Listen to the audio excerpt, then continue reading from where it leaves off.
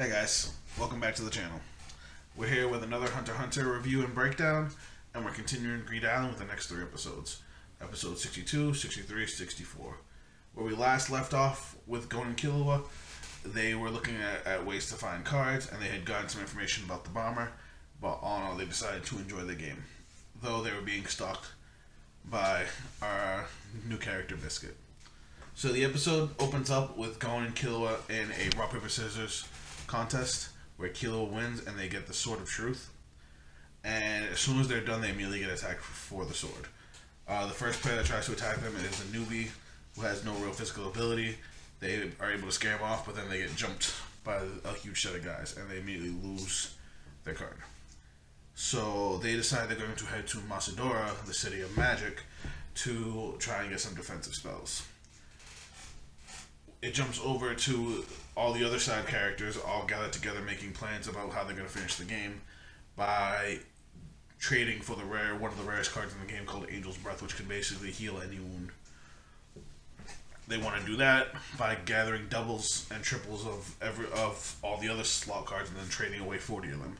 It's a really, really hard card to get, and that's like the only way to get it. As Gon and Killua are leaving, Biscuit ends up running up to them and basically plays cutesy girl and tries to get them to take her with them. Killua's not buying it. Gon really doesn't care. They're just trying to find their way to Macedora. They end up getting a map that's kind of blank, and they find directions to Macedora, but they get excited when they find out there's actually bandits and monsters on the way. After, Killua tells Biscuit, "You're going to slow us down," we get a little peek into Biscuit's mind as she gets pissed off at Killua. It actually jumps over to the Phantom Troop, who are still inside the game, and Shalnark, being the smart guy that he is, actually started picking apart some things with Greed Island that just didn't make sense, or that made too much sense. He ends up, comparing a card to one of Cortopi's copies. The game doesn't recognize Cortopi's copies, so they don't work. Shizuku's vacuum apparently works just fine, except on anything that has any magical abilities, so they can't use that to steal cards from people.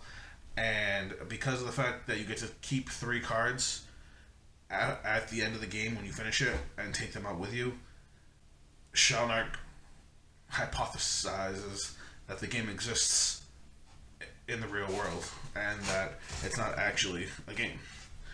While on their travels, Gon and Killua get ambushed by a bunch of what is supposed to be ninja bandits, but they're all sick. They end up taking Gon and Killua and Biscuit in and explain to them that they're all sick. They're trying to buy the medicine, and basically they swindle Gon and Killua. They end up begging for money.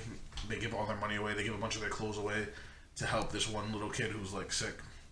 So they end up leaving basically broken, half naked. Well, not half naked, but less clothed. I thought it was kind of funny, but honestly, I wanted to, get to some more substantial stuff. Gon and Killua end up running back down, and they end up running into a bunch of monsters. At first, these giant Cyclops things end up looking, kind of tough, but then Killua's able to figure out that their eye's a weak spot, and one hit to the eye, and they're done. As they're going through this valley, they're fighting all different kinds of monsters. They fight one monster that's really fast that they can't track. They fight a horse that spits out bubbles that explode and make shockwaves. All these monsters are supposed to be ridiculously easy, but they're actually having some trouble with some of them. And this whole time, Biscuit's watching them, and she's getting mad because she sees their potential, but realizes they're not using their nen the right way. She ends up stopping them, and she basically offers to train them. The episode ends with Biscuit offering to train them after helping them catch one of the monsters. The episode picks up right from the next episode picks up right from there. And at first, Killua was like, "We don't need you. We'll figure this stuff out on our own." But they're like, "We already have a master, Mr. Wing," and she actually explains that she trained Wing, which is actually really cool.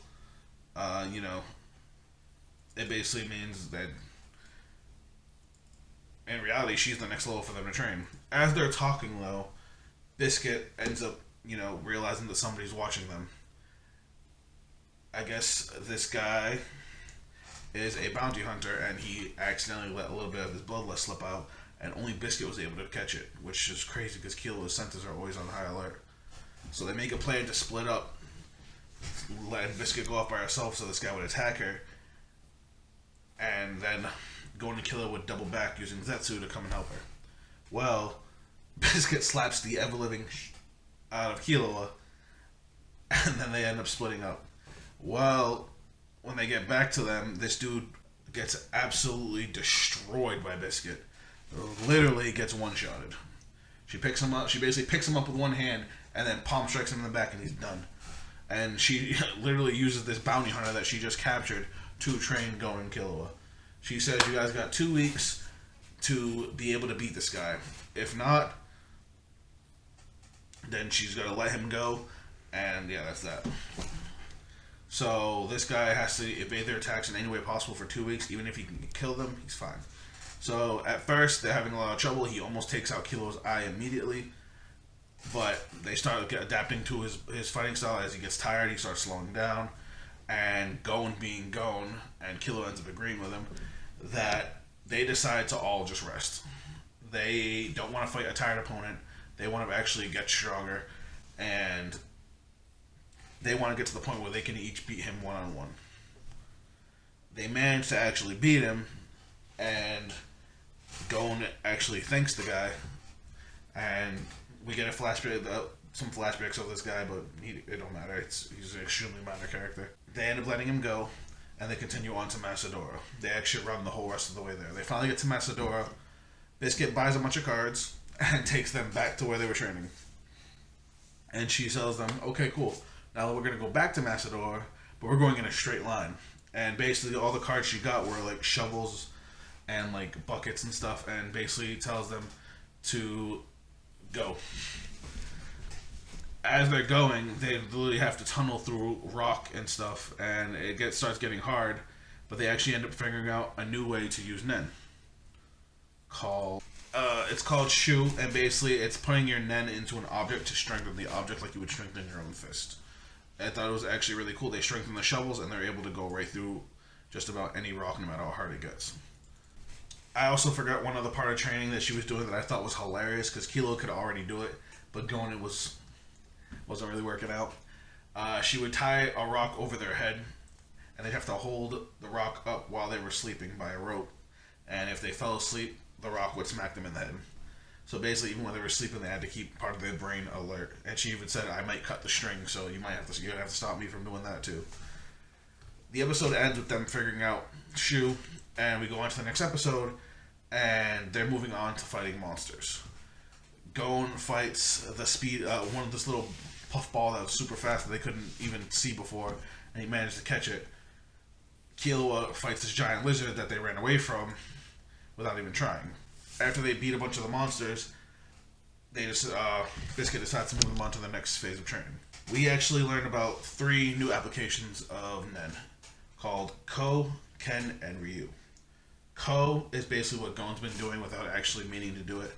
It's a modified version of Gyo by combining all 4 of their basics of Nen to basically focus all of your aura into one spot, drastically increasing the amount of power you use. This was cool because Biscuit literally just a punch like this slow and sent Gon flying like 50 feet, even with Gon using his aura for defense. Ken is basically a version of Ren where you keep your aura up to be able to defend your entire body. It's not as powerful as using Ko on a single point to defend yourself, but it's better than not you doing anything, because if they just hit you straight up with Ken, you're basically dead. And then Ryu is kind of like using both, where basically you're in Ken, and as you're fighting, you're shifting your aura to increase attack and defense to a specific point, but not going all the way to 100% like you would with Ko. So like, say they shift their aura from their entire aura of 100% around their body to their hand with 80% to block with, while the rest of them has 20. So they still have some defense, but not as much. It was really, really interesting to hear her explain it all. It was just a lot to take in. This is a shot of the Now, after she has them trained for a few weeks using this until they're actually able to do it at full speed, they now move on to their specific Hatsu training. The first thing she wants them to do, because transmuters are close to emitters, transmuters are close to enhancers are close to transmuters and emitters. They start off with their first enhancer exercise, where they need to use rocks to break other rocks by enhancing the rock. She wants them to have enough control to be able to keep that rock stable and not destroy that rock, but break 1,000 other rocks. It's kind of crazy. We go back to all the other guys. This is after they've collected all of their cards, and they're getting ready to trade for Angel's Breath. Well, then we see a guy who I thought was going to be a nobody when I first watched this. Getting through, decides he wants to make an announcement to everybody, and basically explains that he's the bomber, and that the entire time he has been putting bombs on everybody, and basically can kill them whenever he wants.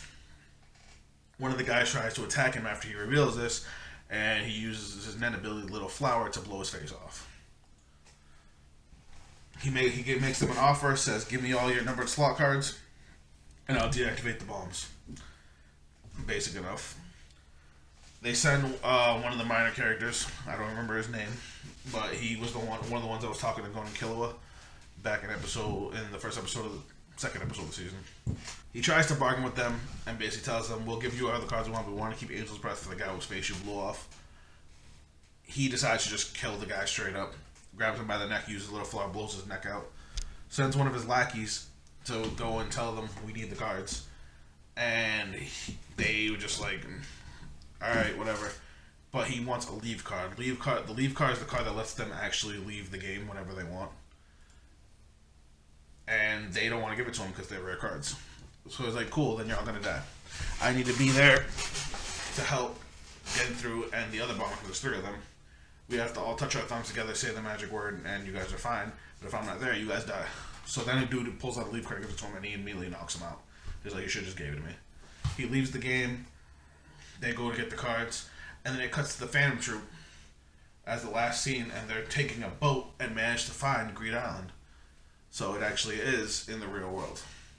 That's where episode 64 left off. I'm sorry, this was really down and dirty, but honestly, not a whole lot happened in these 3 episodes. It was mostly just going and Killua training, and in reality, that's kind of what the whole arc is. It's basically a training arc to show how they can improve with their nen.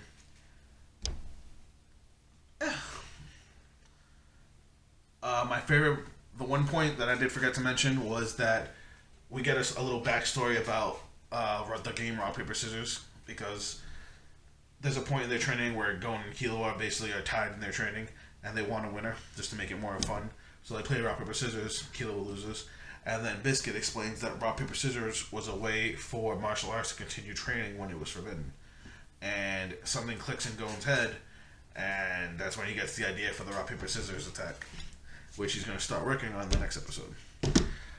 But that's it for this breakdown, guys. I hope you enjoyed it. Please drop a like if you did.